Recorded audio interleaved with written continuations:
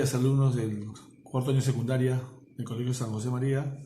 Estamos en nuestra quinta clase enviada por video y hoy día no vamos a tocar un tema nuevo, simplemente vamos a hacer un pequeño repaso de lo que hemos estudiado hasta ahora y les voy a dejar después del video un examen para que ustedes lo desarrollen. ¿Ya? Vamos a ir desde la primera clase. Vamos a tocar el tema de la ética y la vida moral. Primero, para ver lo que es la ética y la vida moral, tenemos que tratar lo que es el bien y el mal, que es el origen de la moral. Definir qué es bueno y qué es malo depende del entorno cultural en que vivimos. Por ejemplo, en los países árabes, a las mujeres que cometen adulterio las lapidan a pedradas, ¿no? A los ladrones le cortan la mano. En cambio, en nuestro país y en algunos países, en la mayoría de los países, estas acciones son consideradas malas, pues nuestras costumbres, nuestros valores religiosos y nuestros preceptos jurídicos desaprueban esas acciones. El bien y el mal como juicios de valor, tenemos un ejemplo: una persona quiere ser un gran médico, quiere ayudar a los pueblos pobres y sanar enfermos, ¿no? Y otra persona quiere lograr ser un gran y famoso abogado, exitoso abogado, ganar mucho dinero para poder disfrutarlo. Estas dos personas tienen objetivos diferentes para su futuro, pero poseen un punto en común, que es sentirse bien con lo que hacen. Ahí hay un punto de vista diferente, pero con un fin o con un propósito que ellos lo consideran bueno. Los valores y la moral. Los valores surgen en determinados momentos y varían de intensidad a través de la historia, ¿no? Por ejemplo, hace muchos años en Estados Unidos había un esclavo que consideraba que la libertad era un privilegio para los blancos y para los poderosos. 200 años después, los descendientes de esta persona no conciben una vida en esclavitud. Entonces ha variado la intensidad a través de la historia y ha cambiado esos conceptos, ¿no? Los valores también son relativos, ¿ya? Por ejemplo, hay un pasaje de la historia donde Heródoto, un antiguo historiador griego, cuenta que el rey persa Darío mandó llamar a los griegos y a los hindúes y le preguntó primero a los griegos, ¿no?, ¿por cuánto dinero se comerían a sus muertos? Y ellos respondieron: no, por nada del mundo. Luego le preguntó a los hindúes, ¿ya?, ¿por cuánto dinero quemarían a sus muertos? Los hindúes respondieron que por nada del mundo, ¿ya? Entonces, los griegos sí pueden comerse a los muertos, perdón, pueden quemar a sus muertos, ¿no? Y los hindúes pueden comérselos, porque en sus culturas de ellos hacer eso está bien, ¿no? A cada uno tienen diferentes formas de una formación cultural y los valores diferentes, ¿no? Entonces, podemos decir que esos cambios vienen porque son relativos. ¿Qué cosa es un dilema moral? Cuando una persona se encuentra en una situación decisiva y conflictiva, ante la cual solo existen dos opciones, la opción A y la opción B, siendo ambas opciones buenas, son factibles y son defendibles. Ya cuando estamos en esa situación, a eso le llamamos dilema moral.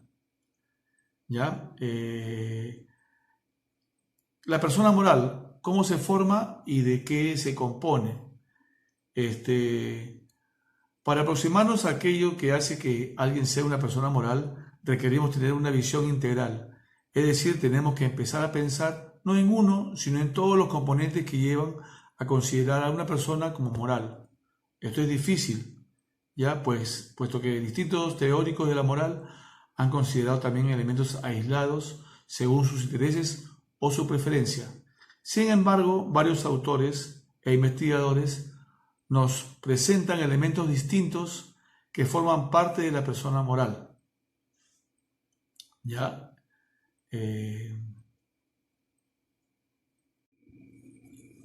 Estos elementos son los siguientes. La sensibilidad moral, que tiene que ver con la capacidad para reconocer las dimensiones éticas de nuestras experiencias. El razonamiento moral, que significa pensar en el sentido de los elementos morales de cada una de nuestras experiencias.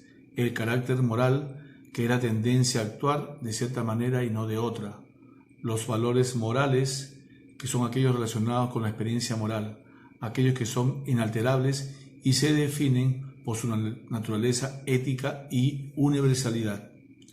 Las emociones morales, que son un aspecto trascendental de la moral, la vergüenza, el remordimiento, la culpa, que son, por ejemplo, consideradas como tales. Y la identidad moral, que es el aspecto de la identidad general construida alrededor de ideales éticos que la persona encuentra convincentes y válidos. El comportamiento moral, que es nuestra conducta, nuestro proceder, la forma como actuamos en la vida cotidiana y que los demás pueden observar. ¿Ya? Ahora vamos con el tema de la ética. ¿Qué estudia la ética? La ética parte de las decisiones y conflictos morales de los seres humanos. Por consiguiente, el objeto de estudio de la ética son los problemas que surgen en torno a los comportamientos ligados a la moral. De esta manera, la ética se encarga de reflexionar sobre la libertad o la responsabilidad de los individuos, elaborando teorías sobre cómo debemos de actuar a nivel general. La ética como teoría.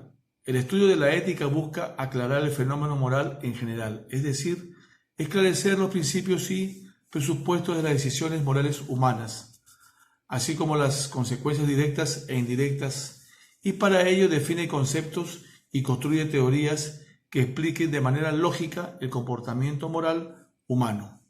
Algunas de estas preguntas teóricas que plantea la ética son las siguientes: ¿cómo debemos vivir? ¿Es posible fundamentar racionalmente la moral?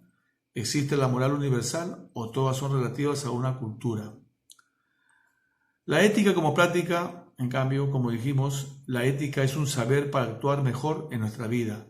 El estudio de la ética busca, en última instancia, aplicar los resultados de su análisis teórico para proponer explicaciones y posibles soluciones a diferentes problemas de la vida humana. En práctica, la ética busca resolver preguntas como las siguientes: ¿sobre qué principios morales se organiza la sociedad? ¿Qué compromisos morales asumen las empresas? ¿Qué límites morales tiene la ciencia en sus investigaciones? Los principios éticos. Algunos de estos principios tenemos tres, que es la felicidad, el placer y el deber.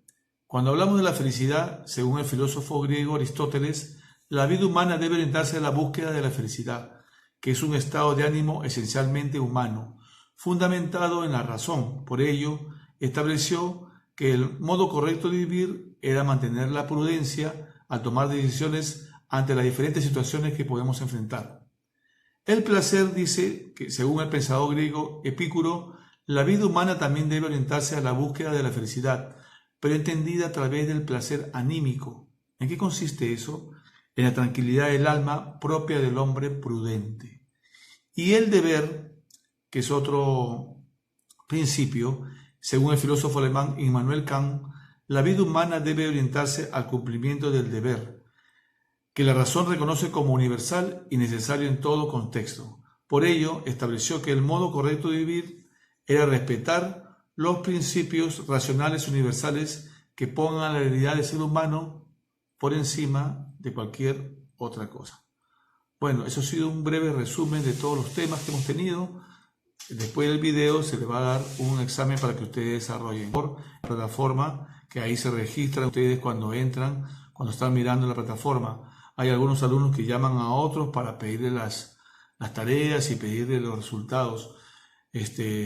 Esta vez no es así, por si acaso, la presencia en la plataforma es su asistencia a la clase. Muy bien, amigos, nos estamos viendo, chicos. Chao.